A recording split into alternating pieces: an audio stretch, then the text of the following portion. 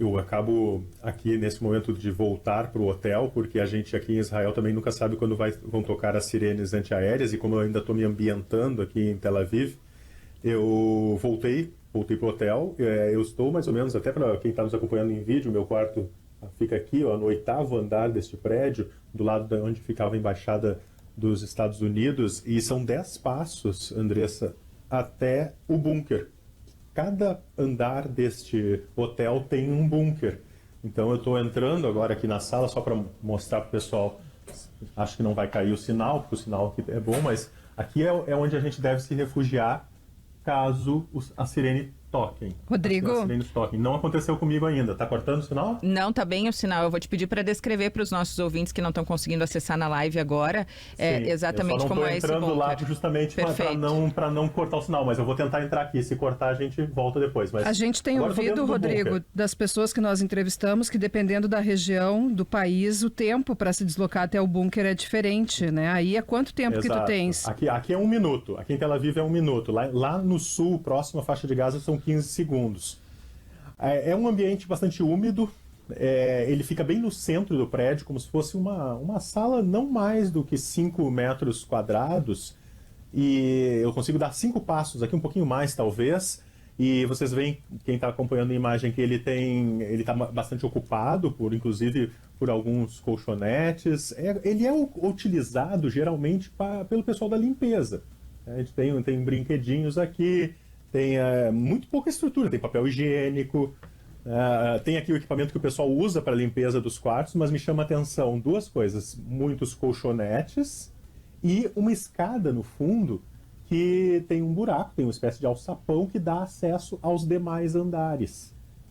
Inclusive o andar de baixo aqui está fechado, deve ter um buraco ali embaixo, que é uma via de escape, né? Ou para o terraço, ou para o terraço, caso de evacuação aérea, ou lá para se descer até o térreo. Nós estamos no 8º andar. Estou saindo aqui, está muito quente e é muito abafado esse ambiente. A gente imagina como ele é claustrofóbico quando, num momento de correria, num momento em que as sirenes tocam. Parece, Rodrigo, olhando daqui, não sei se essa é a tua sensação, parece aqueles estacionamentos subterrâneos que começa a ficar quente, assim, né? Essa é a ideia que a gente tem olhando.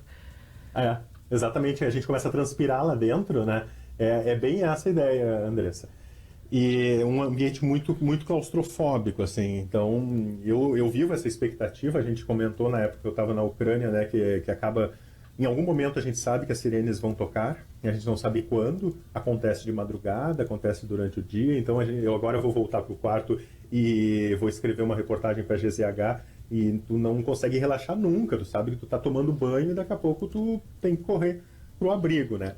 A realidade de Tel Aviv, ela é mais segura, claro, do que aqueles vilarejos que estão próximos à faixa de Gaza, que foram onde ocorreram aqueles massacres, né? E isso chama atenção também, Andressa. Cada vez que as forças especiais de Israel chegam a um vilarejo, a um kibbutzim, o cenário é dantesco, porque às vezes tem casas com corpos dentro de famílias, né, inteiras.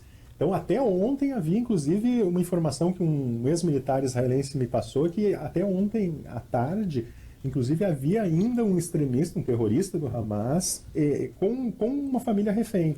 Então, são informações que, às vezes, esse militar é muito bem informado, muito próximo do Estado-Maior aqui de Israel, então essas informações, às vezes, não aparecem aqui na mídia israelense, mas ele me passou que esse é o objetivo agora, ainda continua sendo limpar o terreno na área da faixa de Gaza para que possa ocorrer a incursão aérea, a incursão terrestre, que é esperada. A incursão aérea já tem ocorrido e tem provocado muitas mortes. A incursão terrestre é que é a grande dúvida. Me parece, pelo que eu converso com alguns militares e conversei ao longo do caminho aqui entre a Jordânia e Israel, é que há um certo temor de que, iniciada a operação terrestre na faixa de Gaza, com todo o foco na região sul do país, o Hezbollah, no norte do país, possa iniciar, então, bombardeios ao norte de Israel.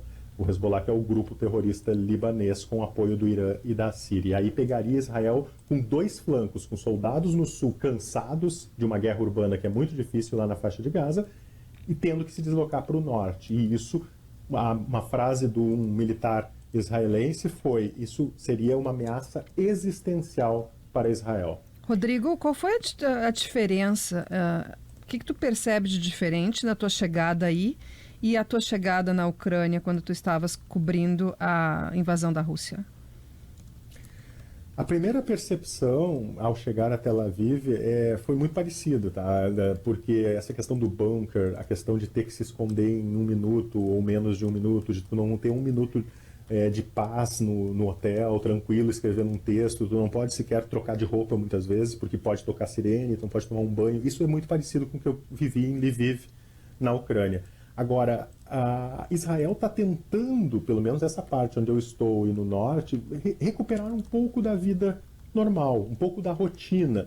E também um militar me falou, essa rotina ela é ingênua, ela é fictícia, porque o Hamas pode se aproveitar dessa percepção das pessoas de que supostamente o pior já passou e pode voltar a atacar. Eles têm muito medo de que haja terroristas infiltrados ainda dentro do território israelense. Então, mas a gente percebe uma certa tentativa de normalidade, porque os próprios israelenses dizem assim, olha, se a gente ficar em casa assistindo a televisão com medo e não for para as ruas, é o que o Hamas quer. Então é quase como se o estilo de vida israelense fosse perdido se eles se rendessem ao medo. E é uma sensação que a gente observou muito lá após 11 de setembro nos Estados Unidos, em que os americanos diziam, né, que temos que ir para a rua, temos que continuar com a nossa vida, porque o medo seria o que os extremistas e os terroristas gostariam.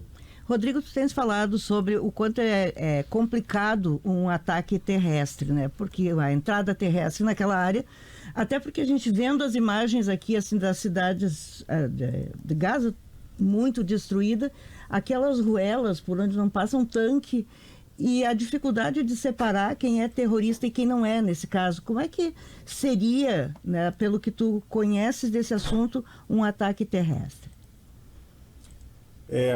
Além de conhecer, Rosane, hoje conversando com esses militares reformados, muitos, né, reservistas que eu tive contato nessa entrada aqui em Israel, eu pude conhecer um pouquinho mais das dificuldades que são a guerra urbana, né? Aquilo que a gente já sabia, a chamada guerra assimétrica, aquela que mistura civis com militares.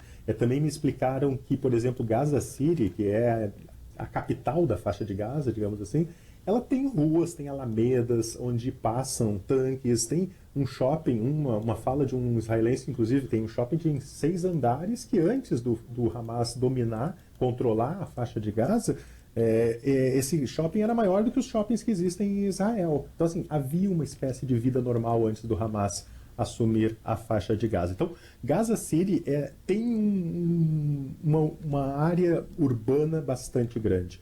O problema são as favelas, as periferias, que ali sim, ali não passam blindados, não passam veículos, e esse é o temor. Os próprios militares israelenses que lutaram em Gaza me contaram que a mistura muitas vezes de civis e militares, um militar me contou, por exemplo, que ele subiu 6 andares e quando ele chegou no teto tinha crianças sendo expostas a um possível bombardeio, né? Porque a gente sabe que grupos terroristas têm como método também colocar sua artilharia, seus veículos militares muito próximos de áreas civis.